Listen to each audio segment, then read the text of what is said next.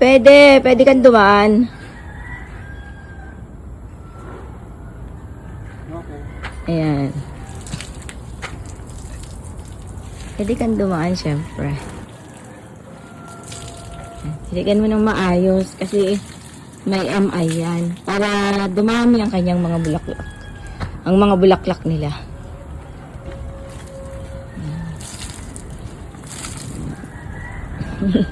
Mauna itong dilaw bago yung pati nasa palisdaan bulaklak na rin.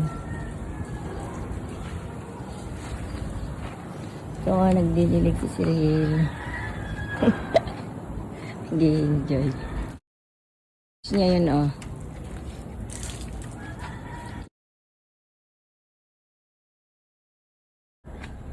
Ayan. Pinapaganda. Okay. Ayan, mga dragon fruit. Patutumba na yun kaya dapat lagyan ng wire.